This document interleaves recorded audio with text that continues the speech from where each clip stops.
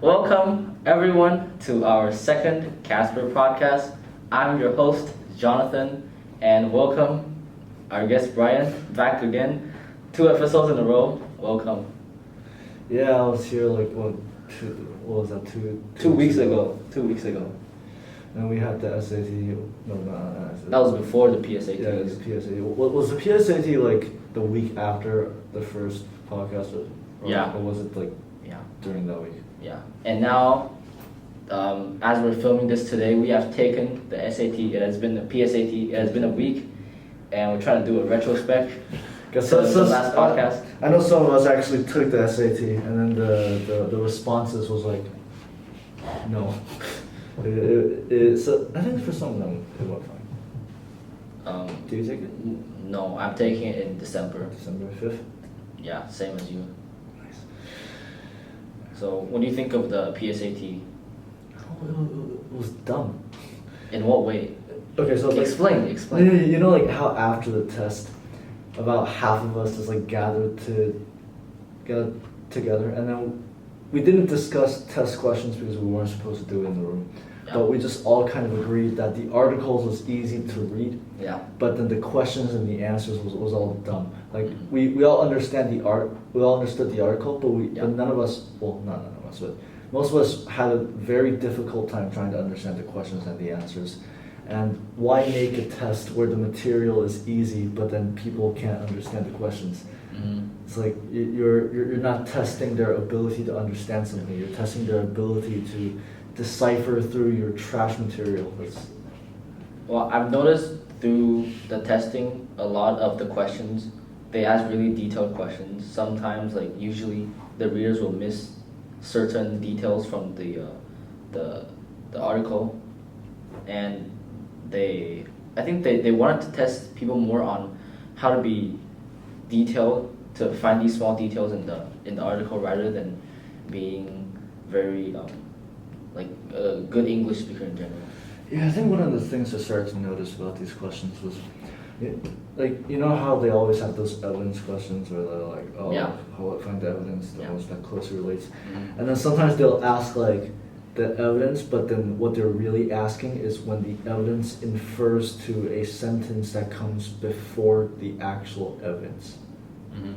So then it prevents people from skimming through the article. You have to actually like spend time reading through the entire thing. Yeah. I don't know, the last PSAT, I burned through the reading and grammar sections really quickly. I just kind of like finished in 20, 30 minutes. Mm-hmm. But then this time around I had like a minute, 2 minutes on the clock before like I actually finished, and then that's quite an incredible change. And why do you think it took you longer? God, I couldn't understand the questions. Because the articles really didn't take that long to read through, but then the questions was difficult to understand. How fast did you finish? Like right on time. It was really, I really panicked because I didn't really have enough time for the last article, so I just skimmed through it, and I didn't think I got a really good score on the last one. I'm not sure. I'm pretty sure I got a pretty low score just because it felt really different and I didn't understand much of it, at least like question-wise. But then the math section, the difficulty decreased. Like I feel like this year's math is easier than last year's. Yeah, a lot. Because I finished the math section really quickly, and there was also another question that I just didn't understand what it was asking for, but that's something. Did you take SAT like classes before this, or? Yeah, I took it in May last year. May? Or this year in May, from March to May. March to May. I didn't really like it that much because they all taught me the strategies, and also they taught me how to guess, which I put that skill to use during the PSATs. When I didn't have time, I just guessed. But I don't think that's like a really good skill to have, unless you're trying to really get a good score rather than becoming a better English learner. That's very fair. There's a certain. I wonder if they took that from Asia. You know, 'cause like like us in Taiwan in the local schools there's like a lot of standardized like testing. The way the people in outside classes teach is very different than how they teach us in school. It's more traditional, more Taiwanese. Yeah. As one might say. Well, in school we try to learn the content. Outside they try to learn strategy. But I mean both works to a certain degree. I think for people who can actually speak English in general, like at least better than normal, it's still better to try to understand the like what the article is asking than trying to strategize your way through the entire thing. Not that it wouldn't work. I think that's what happens with a lot of standardized testings. Like people want to get good score, right? So they strategize everything. When it takes out the meaning of the test, right? The test is supposed to test your knowledge in English, but now you're kind of taking that meaning away by taking all these classes and memorizing all these strategies. Well, there's like a dilemma, right, with like whether in test taking, especially in sections like math, whether you're looking for the process or the result, right? Yeah. Like I know personally I messed up many tests because I decided to not show the work. Personally, I feel like it really isn't needed. But then it does bring up other questions like whether just having the answer has you focus like in a, I don't want to say in a spiritual manner, but like just like in terms of the way people think, that they want to focus on the end result more than the process that they went through it, which I guess is more prevalent in today's society, especially us living in Asia and all that. But it's a dilemma that I don't think we as students need to figure out, and I don't think it's a question that can be figured out in general. So which one would you prefer? Like, would you? Well, of course, for me, somebody who doesn't like to show work, what I want is to not show work. But then sometimes I have like these questions with people, and then we all talk about like how this kind of system benefits like us other people, and I could see why like looking at the process is important, but then for us who's in applications and interpretations, you're in I'm in AA. Yeah, you're in analysis. I feel like for people in our class, interpretations and applications, we're just trying to apply the content. There's no practical reason for us to show the work. Like if we're like like when I was in stats, right? We mostly just pressed our calculator and wrote some basic stuff down, but they don't ask us to like write down every single thing because that's just not important when you're trying to get a number that's going to help you do something else. So, do you think it's right that the SAT really focuses on like the end answers rather than taking into account the work process that the students have to go through? I mean, I don't believe in standardized testing. I think for the purposes of this test, it works because it focuses on how fast somebody can do something, right? Yeah. How SAT focus on speed. Like, I don't think any testing that has a time limit really tests a person's skill because like pressure, stress, all that. If someone can do something in a low pressure environment where they're not timed, that's to me the highest, like that's what their ability is.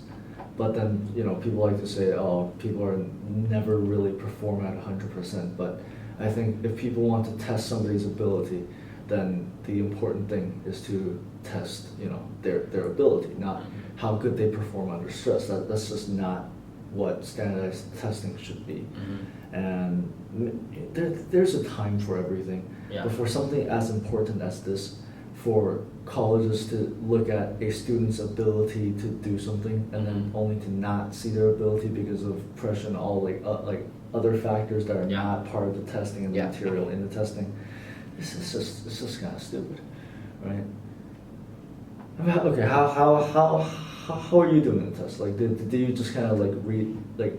Let's say the math section, right? Did you actually like calculate everything, or were you just kind of like? For some of them, I could do it in my head. For the purpose of speed. Yeah. Right. Yeah. But did you guess any of them? I mean, I guess. Okay. I don't think this test is that good of an example because it was pretty easy. Yeah. But like, let's say the last test. Last test? Yeah. Yeah, I did. I guess some of them. I guess, right. Well, did you do it because you didn't know how to do, or was it just like to go a little bit faster? Sometimes you can just guess to go faster because a lot of them you can just kind of estimate the range of the answers. Yeah. And then if you can match that with the options, Yeah. then it speeds up. I mean, honestly, the SAT is really strange. So, and also continuing from a point you brought up last time, you said that the PSATs included some questions that are related to statistics. But Oh yeah, that was dumb. That was dumb as hell. Tell me about like how you feel about that. Like for me, of course, I can answer it because I've actually taken the course. Yeah. But then, let's say in our school, right? Yeah. The PSAT you take 10th grade, 11th grade. Right? Yeah. So, in our 10th grade, you could take stats. Yeah. But then this year they're not offering it because not enough people took it, right? And then stats in A and I. Yeah. I think there's some in A and I as well. But in A and I, you take it at like the end of the second semester, or maybe even next year. Yeah. I forgot. But what's relevant about this is that people who have never taken the course have a 25% chance of guessing the answer. And for standardized testing that may work. It teaches like how good you are at guessing an answer, but that's not what you should be asking. People who haven't taken the course, which for this year is going to be nobody. For my year is going to be, I forgot, it was like five people from our grade that actually took the course. Everybody else was like seniors, juniors. But in that case, we're going to be able to answer the questions because we've taken it. Other people is not. So you're saying that standardized tests should only focus on the topics that are covered in school? Well, yeah. Learned by students, right? Well, yeah, of course. It's a standardized testing. You should have a standardized curriculum for a testing that's testing the general ability. Well, does it state on the test that it only includes algebra? Well, I think going into any places they ask, it says the normal math, it's only about algebra 2 level. That's what they like to say. And then the math 2 test goes to about, I think, pre-calc or maybe a little bit of calc. I'm not too sure. Yeah. But still, math 2 is one thing because if it focuses on math, you should be better at math to take the math 2 test. But that's not the SAT, right? You shouldn't have to know how to answer statistical questions to answer something on something that most people is not going to be able to learn. And I know I've heard of a theory with the SAT and the PSATs. Yeah. Is that some questions are meant for certain people to get wrong, and that doesn't seem right to me. Like when you're designing questions that people cannot answer, that's like saying people who just happen to have a better understanding of math, they'll be able to answer certain questions. But then when you hear it like that, it's like, well, yeah, of course, people who are better at math should be able to answer the question, and that's true. But it's different when you're saying like, oh, because this person is better at math, they would have taken a course that would allow them to answer certain questions. That's not fair, right? Like, so. When I was answering the question, my first thought was, okay, this is easy, but what the hell? They shouldn't be asking this. Anybody who hasn't taken the course, as I said, it's a 25% chance, and it's not for any of them. So, when you say targeting certain people to get wrong, do you mean by a certain age group or like a certain school? Because I think it really depends on like the curriculum each school presents to the students. Because some schools might have statistical course like mandatory for all 9th graders or 10th graders. There is at least I don't think there is ever going to be a mandatory class of statistics in 9th or 10th grade. Or more people might just be willing to take the course. Yeah, so like remember for my case, I should not have been in stats. Pre-algebra 2, algebra 2 was a prerequisite to take stats, and I didn't take and then they take a prerequisite. So I shouldn't have been, which means I shouldn't have been able to answer this question. But I guess I'm like an anomaly in the system, right? And then the other 4 people, of course, they could have. But everybody else, that's not fair. That's not standard. So, you think this is unfair for some people, right? Because it doesn't target all people that are taking the test. Yeah, like it's only partially supporting some people, but for some they aren't able to do that, which is kind of unfair. I mean, these standardized testing, I don't think they're ever fair.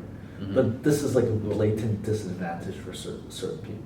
No, blatant advantage for certain people. It's a disadvantage for most people who are taking the test. At least if they're taking the test. How else would you say that the standardized tests are unfair, other than including information that some people might not know? Okay, well, I don't know what's the time limit where like we can start to discuss test questions, but I know some of the stuff in the books. I know, so in the PSAT and the SAT, they really like to use a few authors, right? So,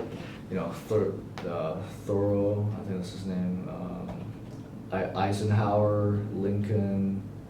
That's interesting because I've never actually paid attention to like the authors of these passages. Yeah, because there was this one case when we were doing a literature question. I was like, oh hey, I've read this. So I was doing like a practice test and all that. So I easily got that entire place wrong because I've done it. So like I don't think they need to write their own test questions. Yeah. Because honestly, I think they're incompetent to do so. But it doesn't change the fact that like certain students who have, more interest in literature that might have a better advantage. Yeah, and also like social sciences. Anybody who would have had engagement with these like certain topics would have like a blatant advantage in this thing. Well, but then that equates to just studying more for one subject and doing better on the test, right? Kind of, but not really, because then it's like, if we're only studying for, let's say literature and math, right? Yeah. And then we read a bunch of literature books. Then that means we have to take extra time to read material that people might have never heard of. Like, let's say this. Did you have any idea who Thoreau was before you saw it on an SAT test? No. Exactly. And that's how it should be, right? People should have no idea of what's going on going into the test. They should know the material, but they shouldn't like know. They shouldn't be predisposed to that kind of stuff. Yeah, like you're in econ with me, right? Yeah. There was a econ question. Yeah. There was a econ question. Like that's one of the things where we looked at it and we didn't have to actually finish the article. Yeah, to understand the concept. We just knew the answer to that question because we've taken the class, and that shouldn't be the case, especially on an English section. I don't know why they asked that question. So, do you think that the College Board should come up with their own original passages for standardized testing?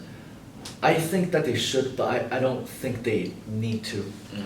One half because they're already having us pay a lot just to take the test, and they're probably gonna have to ask people to pay more if they have to write their own material. And come on, having like one of the tests hide behind a paywall, like one of the most important tests getting to any American college, behind a paywall of like how much was it, like $100 something USD. Yeah, and that's for like international students, right? But imagine they love to talk about the American dream, right? Like with like Lincoln, Eisenhower, all those American presidents, and then like imagine somebody in like I don't know, what's a poor place? Like a not developed country. Yeah, just say general term. Okay, let's just say any LADC country, right? Yeah, LADC. So then and then there's this kid who's very hopeful, he's smart, and then he really wants to go to like, let's not say top American university, let's just say some kind of American university. They do have testing aid, right? Like I think you can try to like ask for some kind of help in financial issues, but then that's like a long process that they may not be ready to go through for one of the most important tests that will, dictate their entire future. And that's not right. That's why I said the College Board is a goddamn scam. It's the same for AP tests. It's the same for the SATs. So it's not right.